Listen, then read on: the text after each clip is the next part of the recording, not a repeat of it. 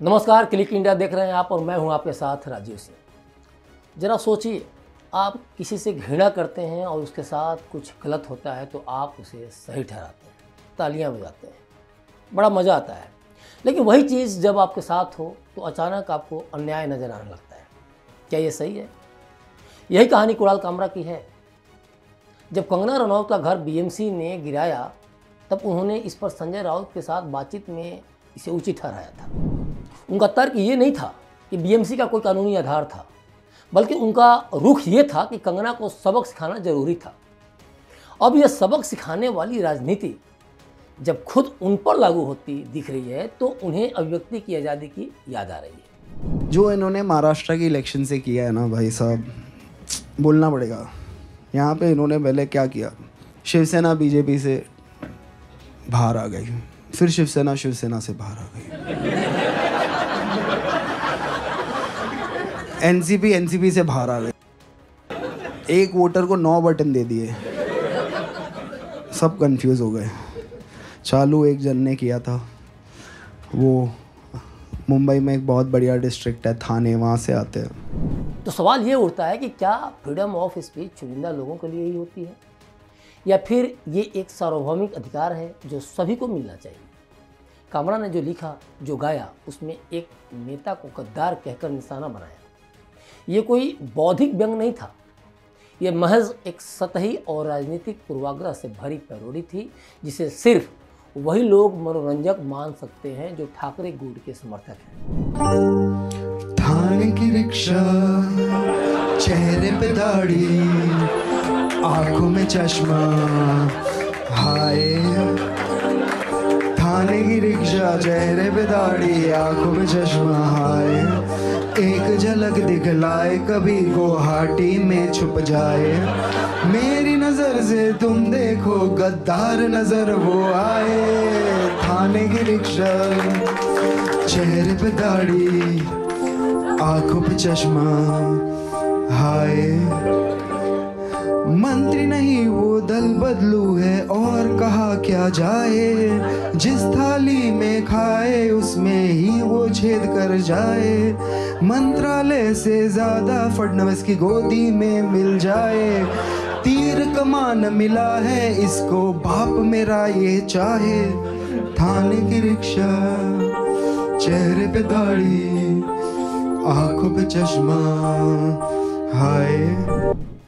लेकिन ये वही कुणाल कामरा है जो अगर उनकी विचारधारा से अलग कोई व्यक्ति ऐसा व्यंग करे तो उसे फांसीवाद और अभिव्यक्ति की आज़ादी पर हमला कहते हैं। अब जब उनके होटल पर हमले की खबरें आईं तो लोग दो धड़ों में बढ़ गए। कुछ इसे निंदनीय कह रहे हैं और कुछ इसे कामरा की ही भाषा में जवाब देने की बात कह रहे हैं।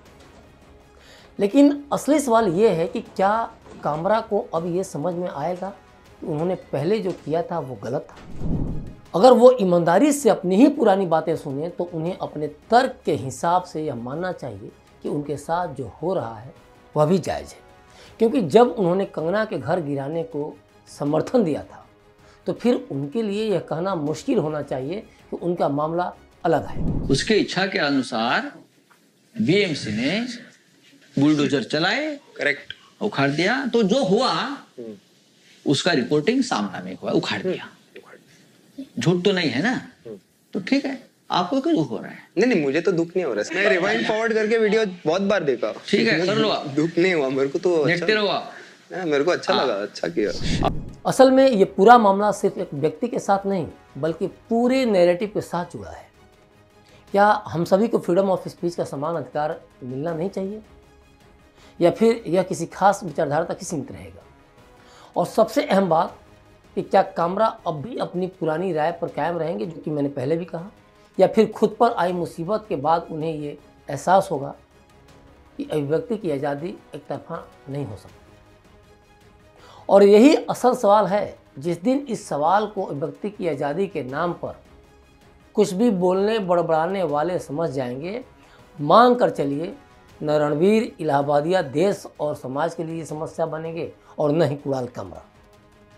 दूसरी बात कि कुणाल कामरा को अगर कोई कॉमेडियन कहे तो यह कॉमेडी का अपमान होगा। उनका हालिया गीत, जिसे गीत कहना भी गीतों का अपमान है, एक सतही आलसी और बिना किसी सटीक व्यंग बुद्धि के तैयार किया गया पैरोडी था। इसमें उन्होंने एक नेता को गद्दार कहा, जो कि ठाकरे गुट के लोग हर रोज कहते हैं। अब ऐसा व्यंग जो सिर्फ एक राजनीतिक गुट के समर्थकों को ही हंसा पाए, उसे मजाकिया नहीं बल्कि राजनीतिक एजेंडा कहा जाएगा। और यही हुआ। जिन लोगों को यह गाना अच्छा लगा वे पहले से ही ठाकरे समर्थक थे, बाकियों को गुस्सा आया। गद्दार सब पर ताजुब हुआ कि कोई एक बड़े नेता को कैसे गद्दार कह सकता है या उधर इशारा कर सकता है। और सुनते ही समझ में आ गया था कि इनकी कथित कॉमेडी अब महंगी पड़ने वाली है, और हुआ भी यही। अब जिस तरह के लोगों के रिएक्शन आ रहे हैं, अब बात जरा उसकी भी कर लेते हैं। अगर कामरा ने जो पहले भसड़ मचा रखा था उसे नज़रअंदाज कर भी दिया जाए और सिर्फ इस गीत के बाद हुए बवाल को देखा जाए, तो उस पर होटल तोड़ने जैसी प्रतिक्रिया भी बेवकूफ़ी है। होटल का इससे क्या लेना देना?